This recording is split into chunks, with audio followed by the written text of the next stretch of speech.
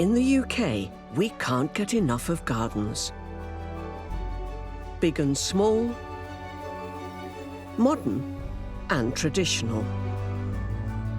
They are the part of our house that can make us feel most at home.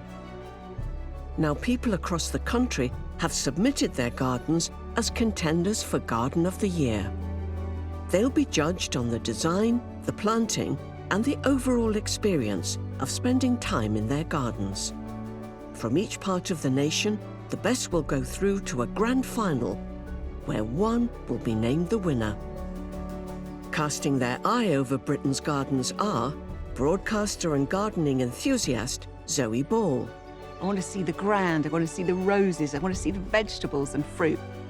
I think a garden can say so much about the people who have built it, created it and grown it. Award-winning garden designer Manoj Malde. What I'm looking for in the gardens is clever design, but really what I want to see is real passion from the homeowner. And former Young Horticulturist of the Year, Lachlan Ray. The best gardens always evoke an emotion. I want to see each plant working for its space in the garden throughout the seasons. Only one will be crowned the UK's Garden of the Year. Oh, yes. Look at this! We are in for such a treat, aren't we?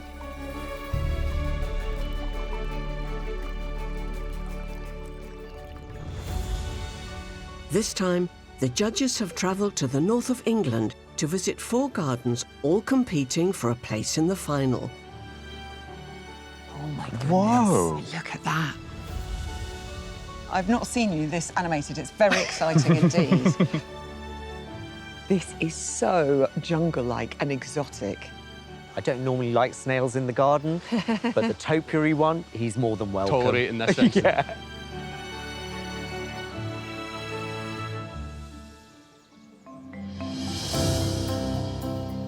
We're here in the north of England, and we've got a mixed geography. As you might expect, conditions are cooler, damper, and definitely windier around here. And with that, I think the gardeners could face some real environmental challenges. First up, the judges are visiting a contemporary garden in Cheshire, which is home to architectural designer Ken. He and husband David moved in 9 years ago and set about transforming it into a series of different spaces. It was really very much a blank canvas, rolling down to a field at the bottom. Really, that gave us scope to do whatever we wanted to do. There was a large sunken tennis court, and so the first thing that we had to do is sort of set out a series of retaining walls to build up. So changing the levels in the garden were really created by digging the lake that we created and using that soil to build up, to infill the spaces created by the retaining walls.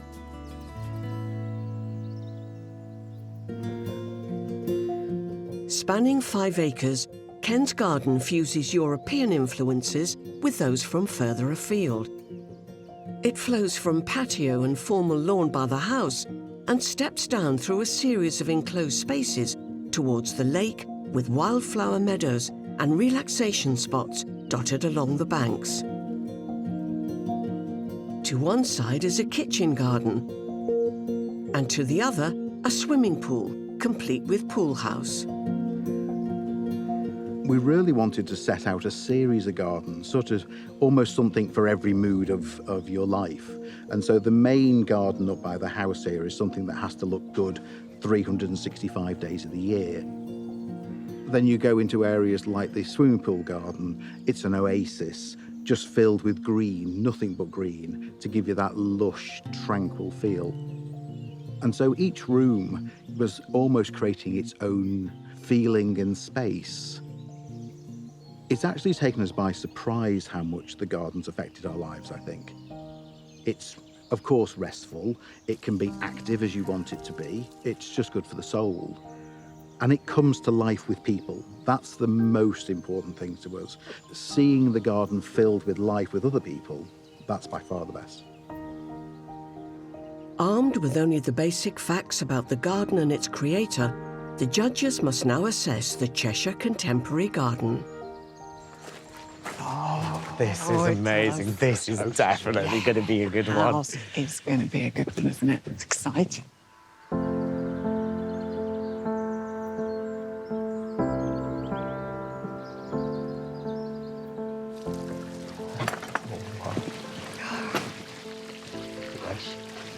Oh, this is absolutely just beautiful. Gorgeous. How extraordinary. Isn't Look at it? this pond. Gorgeous. This water feature is absolutely delightful. The sound is picture perfect, isn't it? Like, Just the right amount of trickle. Yes, Yes. yeah. How relaxing is that?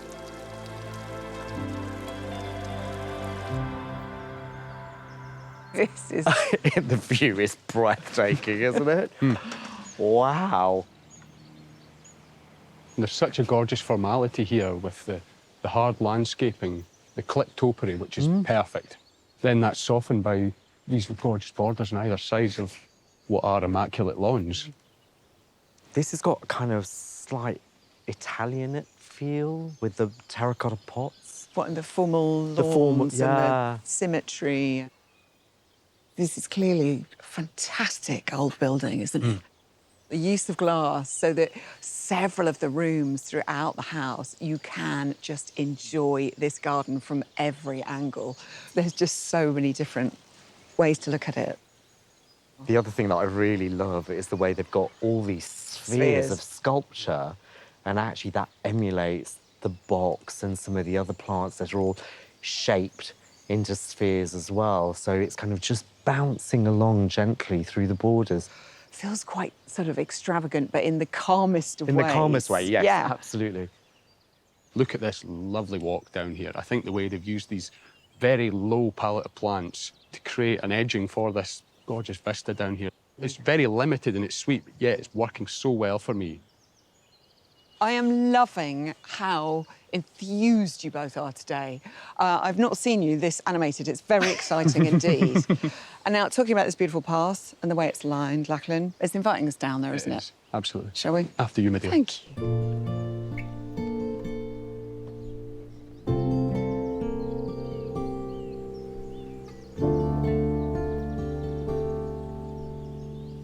What's down here?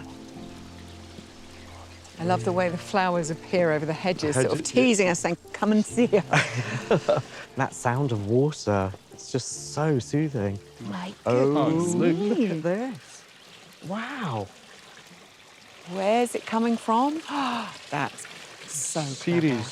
So there's Corten some water Corten features. tanks there, Yeah. yeah. Love the way they've created the different levels, settings, and it's going through all the way here. It's great. Look at these gorgeous big slabs we're standing on in here, little islands in amongst the rill. And you are creating all these different little rooms within this garden, all of which you want to explore. Yeah. But it sort of takes you on a natural journey, doesn't it? Shall we go Going that way? Cool. Let's do it.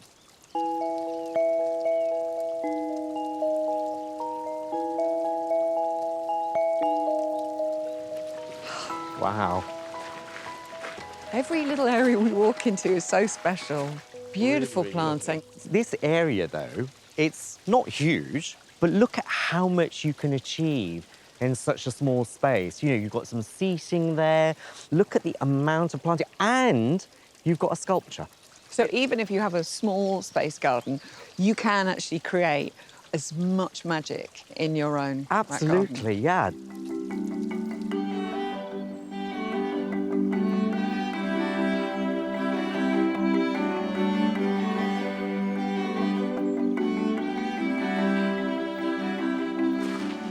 This is lovely, isn't it? A whole nother area, a Yeah. whole nother mood. It's very Mediterranean in its Very theme. Mediterranean, yeah, absolutely. It's not overplanted, is it? Each little plant has room to shine. I'm loving the seating as well.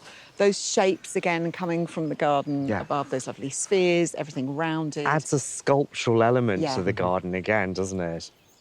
For me, what's really singing, though, is this cercis. In flower, quite unusually, what they do is they flower on older wood. So rather than having flowers on the tips of branches, it's producing flowers on the trunk. And these are followed up by, obviously, these gorgeous pinky red seed pods. And it's a wonderful thing.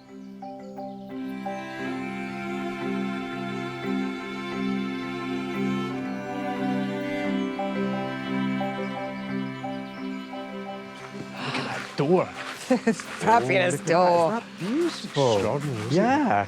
That's from Rajasthan. Definitely. Yeah. Is yeah. it? You recognise Is the it? Yeah, work? absolutely. Gorgeous carving. Shall we go through?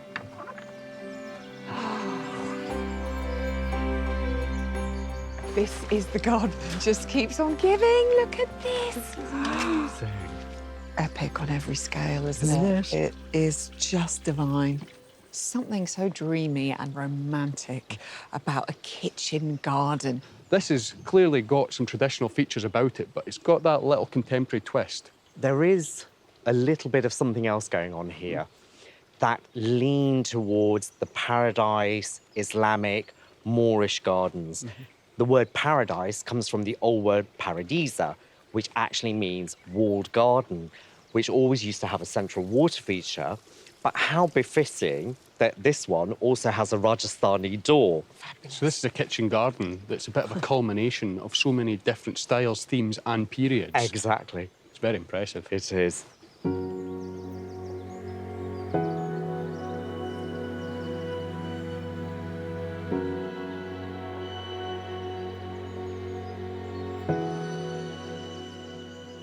Oh, well, hello. What? Look at that view. That is beautiful. And you can hear the water. Yeah. So that kind of running theme throughout the garden. Yeah. And I'm not drawn to orange flowers at all, but Moorish back there that just gives these little pops of colour. And this is really comfortable. I think we I should. think I could just... No. Oh, that's heaven. Absolutely. The judges will now mark the Cheshire Contemporary Garden out of 10. Lackland's score will be held back until they've seen all 4 gardens, when their combined scores will be revealed. There is clearly a lot of creativity at play in this garden. What I really, really love is the repetition and rhythm that they have created here through structure, form, pattern, and colour. This is a designer's dream, so it's definitely getting that 10. This garden is magnificent at every turn. The planting is sumptuous, yet it is never over the top. There's this lovely story that ties all the garden rooms together. You just feel like you're on this incredible journey. It's exemplary. I'm going to give this garden a 10.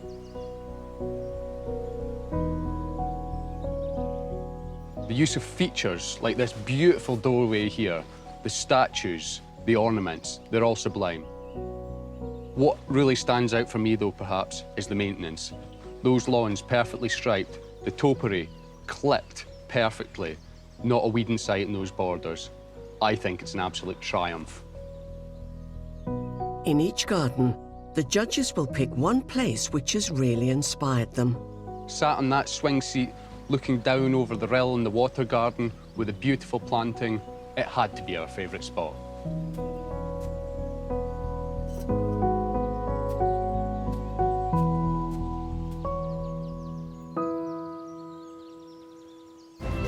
Broadcaster and gardening enthusiast Zoe Ball, garden designer Manoj Maldi, and former Young Horticulturist of the Year Lachlan Ray are touring the UK to find its Garden of the Year. This time, they're in the north of England. And the next stop is a hillside garden near Huddersfield in West Yorkshire. It's been home to retired teacher Elizabeth and her husband David for 10 years. By the time that we came to this house, I sort of got into the idea of having a hillside garden and trying to recreate the sort of hillsides you see sort of in Greece or Croatia, where there are shrubs and lots of flowers. We chose the varieties of plants quite carefully. It's 1,000 feet here, it is high, it is windy, it can get very cold, but it does face southeast, so we do get sunshine. It is a very challenging site, and people who live in the village, they say, can you really grow this? And we say, yes, you can. We just try things, and if they don't like it, well, you put it down to experience and try something else. But far more things have survived than I thought would. Continuing where the previous owner left off, David and Elizabeth have endeavoured to shape the landscape in their little patch of the Pennines. Starting at the driveway, winding gravel paths lead to a gazebo in the far corner of the garden and connect up on the lower side of the house with a decked area. It then flows into a terrace kitchen garden, which climbs towards a greenhouse and a balcony, complete with panoramic views. The sort of garden we wanted was something peaceful, somewhere that you could retreat to, but equally something that felt as though it belonged in this place. But we also wanted a feeling of maybe somewhere slightly warmer, or slightly more exotic, and certainly how we grow certain things is influenced by places we've visited. I have to say, I think I like terracotta pots almost as much as plants, especially handmade terracotta pots. I think the thing that makes a really good garden is that it's loved. People tell us when they come to see it, they do say, oh, this garden's loved, and that makes us really chuffed.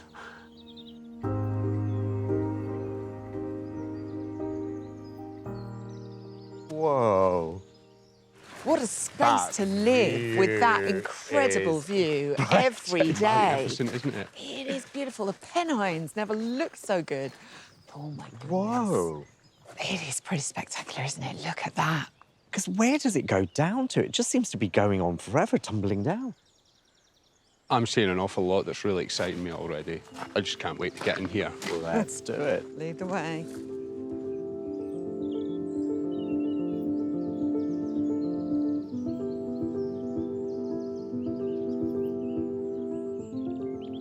God, there's so much packed either side of us. This is just extraordinary.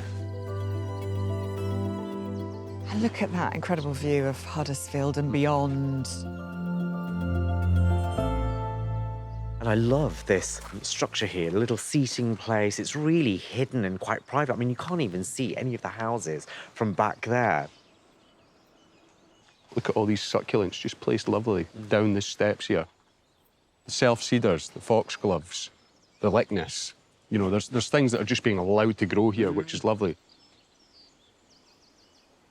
Imagine the wind that comes through here in winter. But what they've cleverly done is planted lots of trees and shrubs that are acting as a screen. And that really helps to protect all of these plants that they've got growing here. Very clever planting. So slopes can be an absolute utter nightmare to garden on. However, it can be a real opportunity to create something quite beautiful. So in this instance, they've terraced it. They've broken this slope up into manageable areas. Also, the pond is kind of designed in a terrace as well. And you are literally immersed in nature all around you. I think what would make it really special is if you had the sound of running water. Because can you imagine if you're sitting there and you hear that sound? How relaxing would that be? Yeah, that could be absolutely perfect.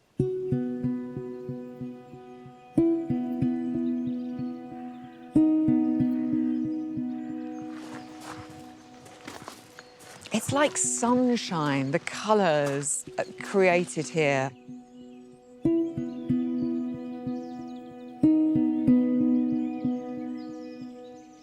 Sorry, a minute. Can we just stop and admire this beauty? Gorgeous, It's isn't it? like a prize winner. This is one of the finest examples I've ever seen. Yeah.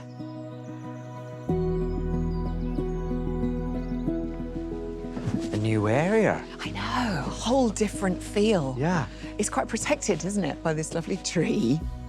So it feels quite warm, lovely terrace area, and this incredible display of beauty here. It's wonderful. We've come from a really packed garden into a gorgeous open space here. It feels like a completely different place here. If I didn't know that Huddersfield and the Pennines were behind these trees, I'd feel like I'm sort of in southern Europe. I think it's those lovely hot colours that actually brings warmth into this space as well. I think so many people would just be quick to take that tree out in favour of what is quite a wonderful view, but also provides shelter for what are quite tender plants here, you know, and these are things that are coming from all over the world. The aeoniums, the coleus, the begonia, they're not necessarily things that you would immediately associate with one another. It's an eclectic mix. but it's really working for me.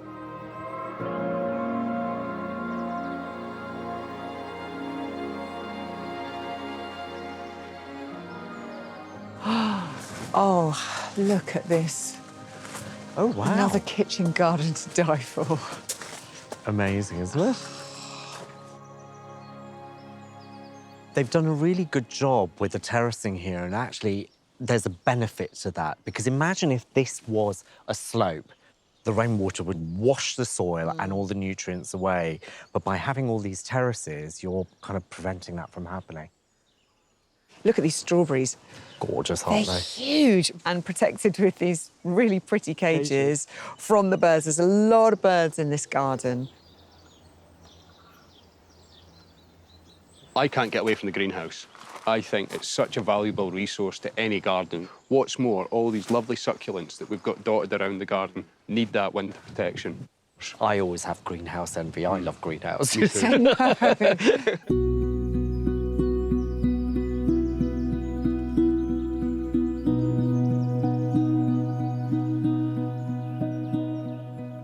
So we've journeyed around this fabulous garden and it ended up on this balcony. Like every seating area in this house and garden has a fabulous view, and we are surrounded by planting.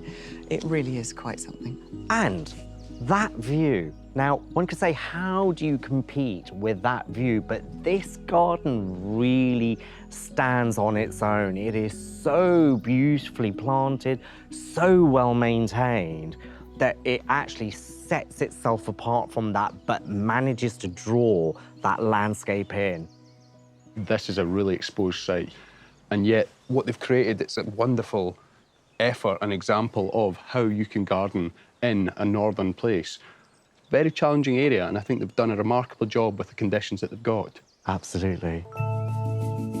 It's time for the judges to rate David and Elizabeth's hillside garden. Zoe is holding back her score until they've seen all 4 contenders. I honestly hadn't expected to find a garden so impressive in what many would think of as quite a challenging plot, but the gardeners have created these very clever barriers with the most beautiful variety of trees, the terracing, the pathway, so much colour. And of course, the wonderful thing here is Pennines become part of this garden. Magnificent. This garden is truly magical. From the minute you step in, the gardeners have done a terrific job. They've managed to divide it into zones and terraces and create the most amazing pathways. And when you stand at the pergola, all you get is the waft of rose scent. That is gorgeous. I'm going to give this garden a 9. Considering the difficult geographic location of this garden, I'm amazed at what's been achieved. The most interesting part of this garden is the use of succulents staged at different areas throughout the garden. And obviously that wonderful view out onto the wider landscape is really quite a treat. I'm going to give this garden a 9. The yellow colour palette that we've got here, it is absolutely gorgeous. When you're at the top of the garden and you look down, it is breathtaking. So this is our favourite spot.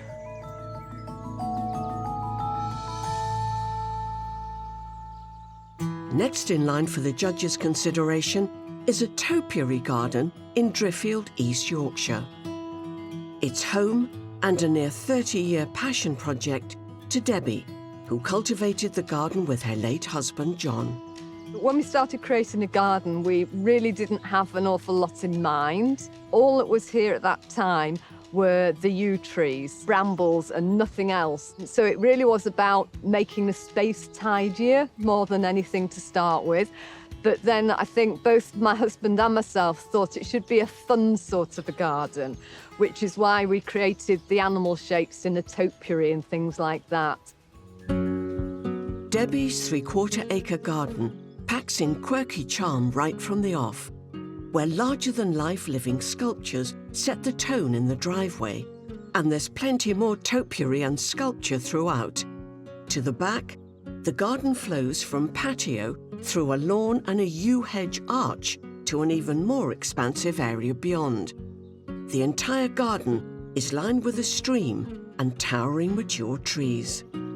So I look after the garden myself. It's a bit like Severn Bridge. You start at one end and work round and then start again and keep going and going and going. And then I build a lot as well. So I built all the structures, I've done all the sculptures. So if I see things I like, I'll try to do it myself. And I think the most challenging thing was actually the pergola. I just kept digging for Britain and building and keeping my fingers crossed and a bit of YouTube, and I did it. I feel totally passionate about my garden. I'm very proud of it, I think it's safe to say. What you see here is really what we've created over 30 years, so it's taken an awful lot of time and love to do. So yes, it's a very special place to me, place of calm, place of reflection, and it always cheers me up. If I have a down day and I come out in the garden, it takes you to another place.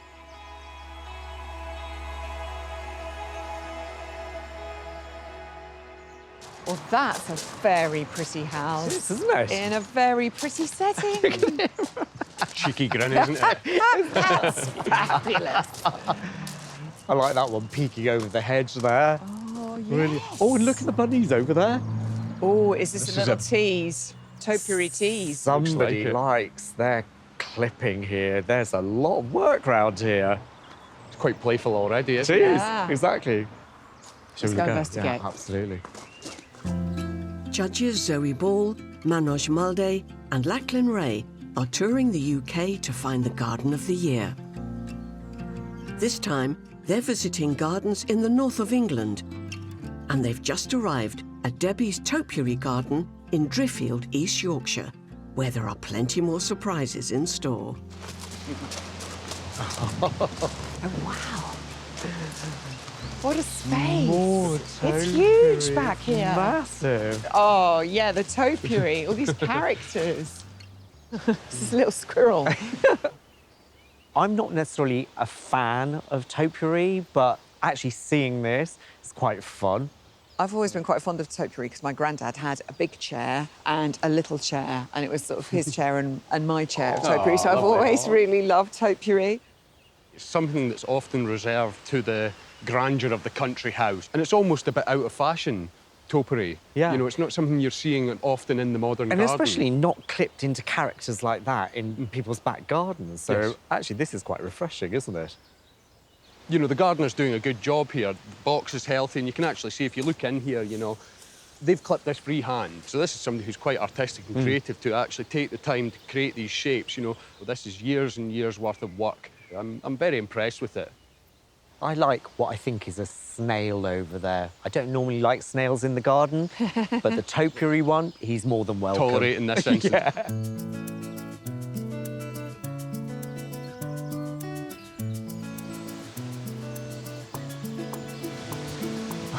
Oh, well, hello there.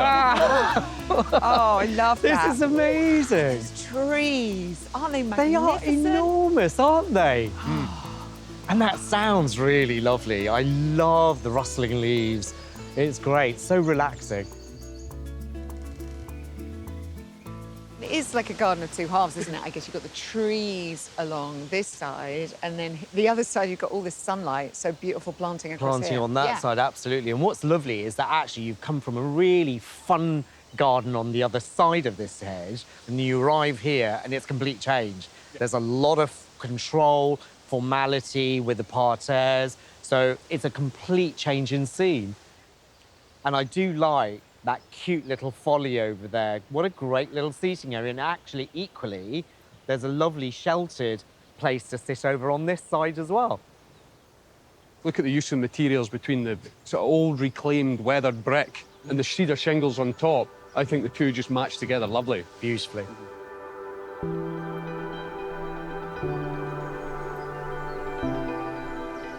What's really nice about this set of topiary pieces is the way in which they stage up in height and then stage back down again. Just a nice little touch. Oh, and the Look at these roses. pink There you go, roses. Zoe. Oh, I know. I'm always happy to see the roses. These Beautiful colours. Allium seed heads look lovely as well, don't they? Just goes to show that actually, you know, when bulbs go to seed don't always get rid of them because actually there is still interest in the garden. Wow. There is a real sense of beauty in this garden, isn't there? And it is actually really quite eccentric as well. It's just the uniqueness of this space that really catches my attention. Topiary, big trees, lovely planting. I don't think you'll find another garden that looks the way this one does. No. And I think that's a great thing. Now the judges will decide the scores for Debbie's Topiary garden. Manoj's score is under wraps until all 4 have been viewed. This garden has a real quirkiness to it. You can see the creativity. It is a joyful garden. You can really see that through all the topiary. There is a real sense of humour, and it is the gardener's humour that is coming across in the garden. I've genuinely had fun today in this garden, seeing those topiary figures on the front drive, and that theme continued in quite a grand scale around the back here. You know, it's entirely unique and it's not something you see in home gardens very often. Perhaps some of the finishes on the hard landscape construction and features around the garden could do just to be honed in slightly, polished. However, where this garden excels is in its winter structural interest. That is where this garden comes into its own. I'm going to give this garden a 7. This garden is immense. You can see the time and patience and love that has gone into creating skillful topiary, gorgeous planting. And the individuality of this gardener is really shining through here. I give this garden an 8. The defining feature of this garden is clearly the topiary. Normally the enemy of the gardener, ironically, the snail was our favourite spot.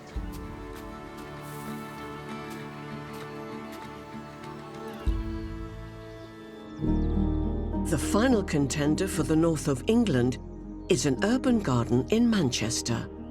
It's home to Deanna and her husband Rob, both freelance illustrators and soon to become a family of 3. When we first moved in, it was just a concrete path and the apple tree, and that was it, really. There was nowhere to sit, so we didn't really come out here that much. We wanted to make the garden a bit of an escape, and just the idea of the garden kind of hugging you and sort of all-encompassing, just surrounding you, I think. Cocooned beneath their lush urban canopy, Deanna and Rob's garden measures a cosy 15 by 23 feet and brings a tropical twist to their Victorian terrace. I think we worried a little bit at the beginning about definitely keeping it on theme and it being jungly, but plants are so robust, everything kind of works.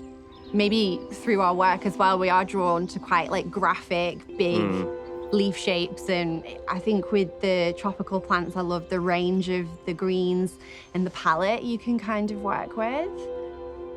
One of the things I'm most proud of with the garden is just, doing it all ourselves. From being not a gardener at all, now it's what I do in my spare time, and there's something really calming about it. Just seeing it grow and seeing it appear every year is just like magic. It's such a naff word, but seeing something incredibly beautiful like a banana tree and just being able to own a little piece of it and it be yours and you look after it is just nourishing to you, and just amazing. Yeah.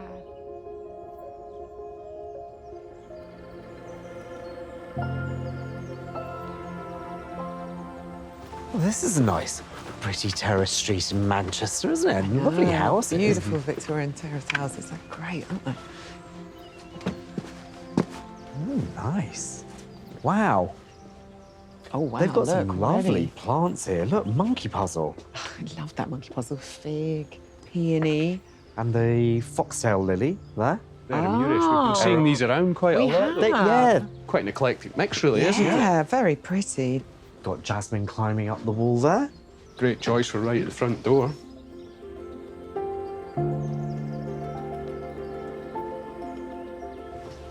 Wow. Beautiful house. Great interiors. Really nice. Oh my gosh, look at that monumental fiddle leaf fig.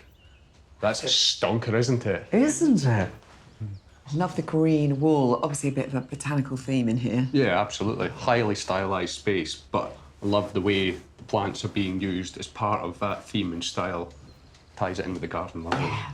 Let's take a peek.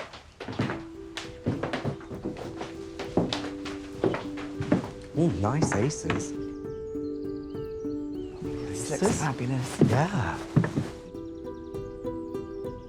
This is amazing. Oh, it's gorgeous, isn't So it? Little paradise lush. here. It's beautiful, Such a isn't little it? oasis. Yeah. Amazing. It's a small space, but they've kind of made it look huge. Also, what really helps, I think, is the way they've been quite bold to have a raised bed here, but then one on the opposite side, so that actually you're weaving through the garden rather than just going in a straight line. So it makes that space feel much wider and bigger.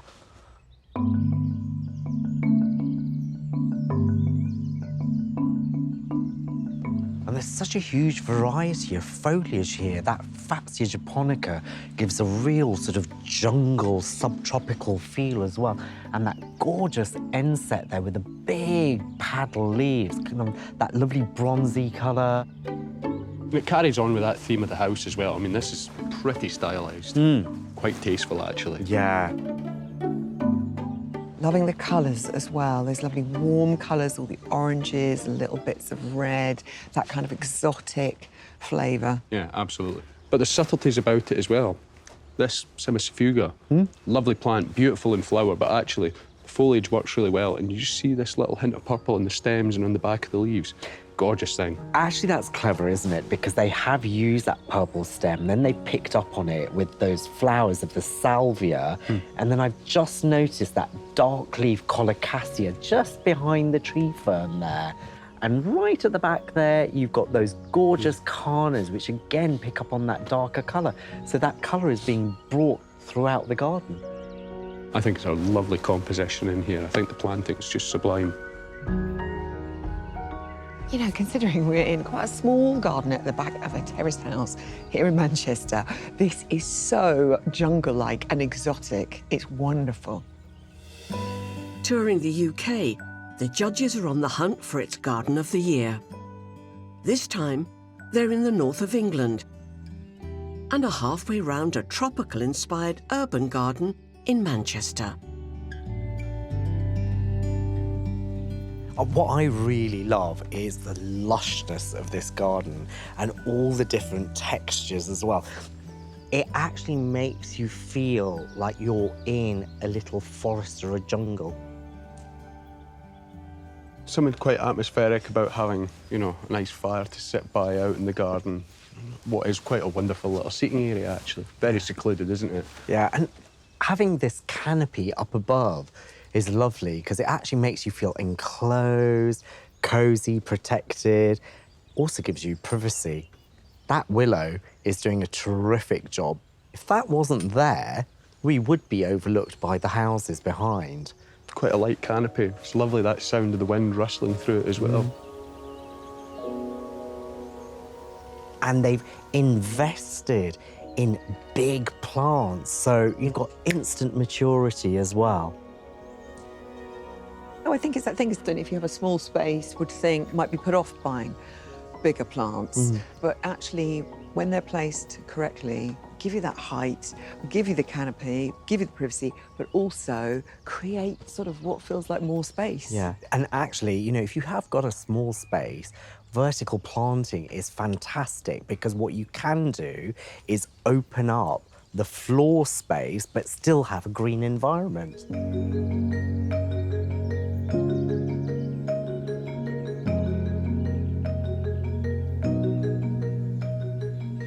Also the fence here.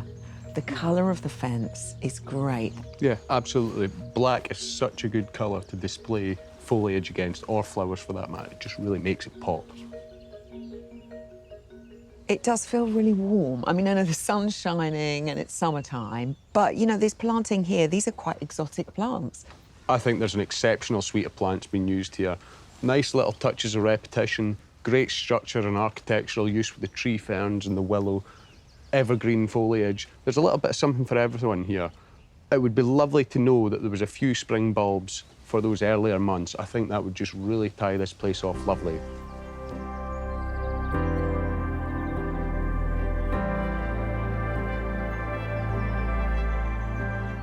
I'm so impressed with the space they've managed to create in what is quite a small garden. It's so peaceful here, it's so private, and so much delight to enjoy here. Brilliant. It's time for the judges to decide their scores for Deanna and Rob's urban garden. Lachlan is holding his score back. I was so surprised coming into this garden. It's utterly tiny. However, it's amazing what the gardener has achieved. The use of tropical and tender plants can be quite labour-intensive, and in fact, many of the things in this garden require just that extra little bit of care. For me, I would like to see how the garden would present itself in different seasons, but overall, I think this is a truly spectacular garden. What a fabulous example of what you can do with a small space with some clever design and some luscious planting. Absolutely adore this exotic paradise the gardeners have created. Sitting in here, you get such a sense of calm. You forget you're in the middle of a city. I give this garden a 9. These gardeners have really got true creativity and flair. You can see it in the house, and they've brought that same flair into the garden. But also what I really love is the way, rather than creating a straight path from the house into the garden, they've woven it through the planting, creating more of a journey. These gardeners have really nailed it. I'm going to give this garden a 9. We're so impressed with all the planting in this garden, but sitting underneath the canopy created by these tree ferns is our favourite spot.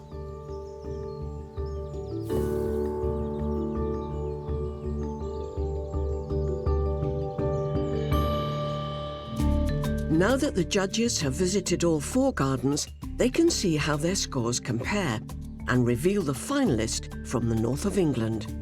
First, the Manchester Urban Garden. OK, boys, it's the tough bit.